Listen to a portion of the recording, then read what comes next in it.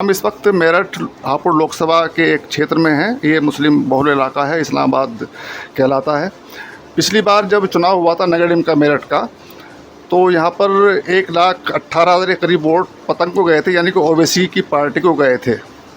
तब ये कहा गया था कि साहब हमें अपना वजूद दिखाना है, और इस वजह से जो सपा का उम्मीदवार था, सपा की उम्मीदवार थी मेयर की, वो हार गई थी। तो हमारे बीच इस वक्त कुछ लोग हैं, हम इनसे जानेंगे कि क्या अब की बार भी कुछ पतंग के बारे में कुछ विचार कर रहे हैं या कुछ और विचार है। क्या नाम आपका? माय नेम शहीद खान साहब। आप पिछली बार आपने यहाँ पे क्यों इतना सारा वोट पतंग को दिया था? सर, पतंग को देंगे या भाजपा को देंगे या कांग्रेस को देंगे, सबसे पहले तो हम यहाँ अमन शांति चाहते हैं। हमें कोई क्रेज़ नहीं है कि भाजपा क्यों आ रही है, कांग्रेस क्यों आ रही है। हमें तो अमन चाहिए, फिरकापरस्ती हमें बिल्कुल नहीं चाहिए। काम चाहिए, बेरोजगारी है, ये सब खत्म होना चाहिए। कोई भी सरकार है, हम पे कोई संकोच नहीं है। हमें तो सिर्फ केवल इतना चाहिए कि हमारे देश में अमन और शांति रहे। तो इस बार क्या है आपका? जी, अब देखेंगे, जो रुझान होगा देखेंगे। अभी हम सब तो नहीं कह सकते कि कौन किसको वोट देंगे, लेकिन जो अच्छा कैंडिडेट उतरेगा, अच्छी पार्टी होगी, हम उसको वोट देंगे। जो अमन की बात करेगा हम उसको वोट देंगे। फिरकापरस्ती की बात करेगा हम उसको कतई वोट नहीं देंगे। सर, आपका क्या नाम सर? मोहम्मद फिरोज़। अच्छा, पिछली बार जैसे पतंग का बड़ा जोर रहा था यहाँ पर, पतंग की वोट गई 1,28,000, तो इस बार क्या रुझान है आप लोगों का? तो पतंग का जो रुझान था वो तो एक रो थी वो जो था, बाकी ऐसा कुछ नहीं है। पतंग का रुझान बिल्कुल भी नहीं है। अब तो कोई भी कैंडिडेट आवेगा, सपा का हो या मतलब कांग्रेस का हो, कोई सी भी, हमें तो सुकून चाहिए। हमें जो है यहाँ अमन सुकून चाहिए। हम कैंडिडेट को देख कर और सही पार्टी को जो हमें सुकून देगी, हम उससे वोट देंगे। आपके क्या लग रहा है, मतलब जैसे बीजेपी ने 400 पार का नारा दे दिया, तो क्या लग रहा है कि वाकई 400 पार की बात है या कुछ आपके लग रहा है कुछ बीजेपी को कुछ झटका लगेगा? कुछ देखो, इसमें तो आपका झटका लगेगा। अच्छा, हाँ, आपको झटका जरूर लगेगा। आपके वोट का बंटवारा नहीं होना? नहीं, बंटवारा नहीं होगा। सब एक जगह जाएगा? सब एक जगह जाएगा। पतंग को नहीं जाएगा? नहीं, कांग्रेस को जाएगा। आपके क्या नाम भैया? जी, मोहम्मद शजाद। तो आप तो युवा हैं, और क्या करते हैं आप? मैं एक इंजीनियर हूँ, कंप्यूटर मशीन का। इंजीनियर हैं आप? मतलब बीटेक किया आपने, एमटेक किया? वैसे ही मैकेनिकल लाइफ में। अच्छा, जॉब करते हैं कहीं? जी। अच्छा। ये शहरों में होती है, मतलब जगह जगह जा करके। अच्छा, घर घर में मशीन लगी हुई है। तो आप युवा हैं, तो आपकी जो समस्या है, क्या समस्या है एक्चुअल में? आज के युवाओं की क्या समस्या है? तो आपके पतंग का इरादा नहीं है? नहीं पता। पक्का?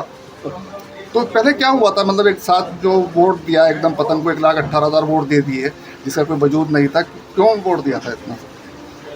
बस ये तो अचानक ही सब हो गया। ऐसा था नहीं, वैसे एकदम पतंग उड़ गई। एकदम पतंग हो गई। आप मास्टर इरफान हैं, और ये दुकान जो है ये इन्हीं की है। तो मैं ये पूछ रहा था कि पिछली बार जो पतंग का जो शोर मचा था एकदम यहाँ पर मेरठ में, मेरठ चुनाव में, तो आपके भी क्या वही रुझान है? नहीं, अब नहीं है। आपको सपा को देंगे। नहीं, सपा को? हाँ, हम तो उस पर। तो इस सरकार से कैसे आप करते हैं, मतलब क्या इस सरकार आपके रहेगी या जाने के कुछ चांस हैं? कुछ जैसे 400 पार का नारा दे दिया है। वैसे हम तो ऐसे देंगे, उम्मीद तो लगती नहीं अच्छा, कि सरकार चलेगा।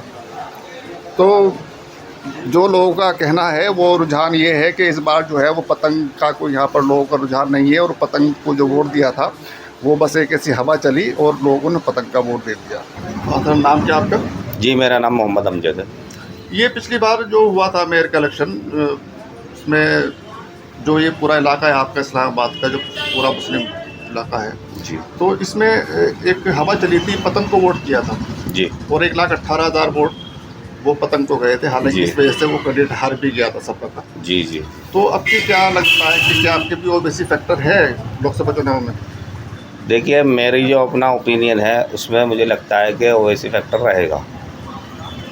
उसके पीछे वजह यह है, ओवैसी साहब एक तो देश के लिए अच्छे सवाल उठाते हैं, देश की राजनीति में अपना योगदान बहुत अच्छा देते हैं, और एक जो देश के लिए विकास की बात और सभी लोगों को मिलजुल के रहने वाली बात, वो सभी तरह की बातें करते हैं बनिस्बत और नेताओं की तरह।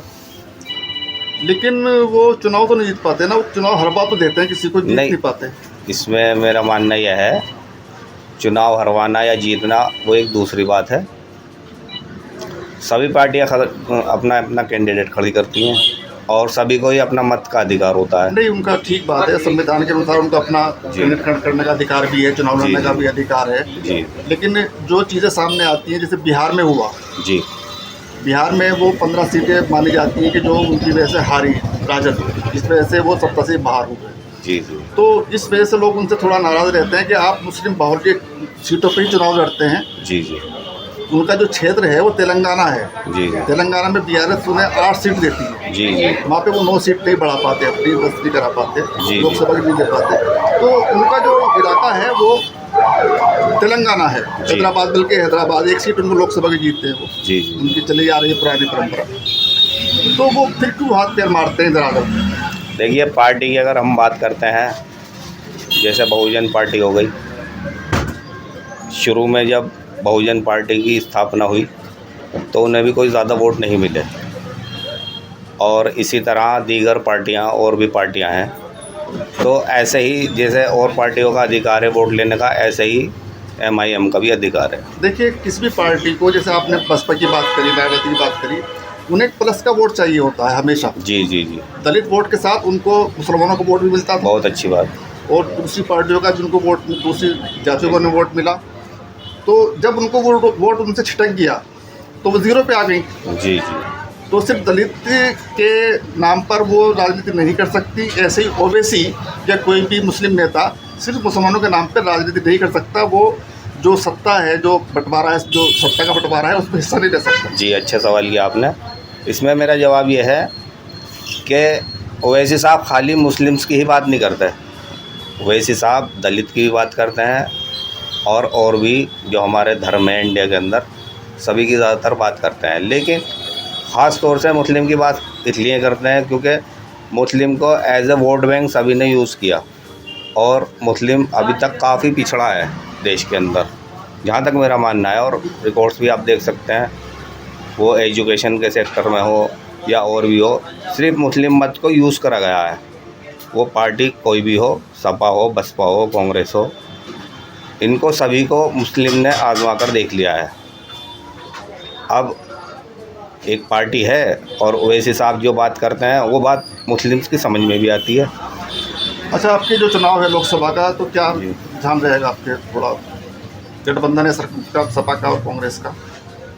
कांग्रेस तो नहीं लड़ेगी, सपा लड़ेगी सिर्फ। अभी तो वैसे इस पर कुछ ज़्यादा कहना मुश्किल है, लेकिन जैसे जैसे चुनाव का वक्त करीब आएगा तो इसके बारे में माहौल का पता लगेगा। चलिए, बहुत शुक्रिया आपका। चले गए। आप कुछ कहना चाहेंगे सर? बस सर, मैं ये कहना चाहता हूँ कि ओवैसी साहब हैं, अब ओवैसी साहब को मायावती के साथ आ जाएं, क्यों साझेदारी नहीं दे रही?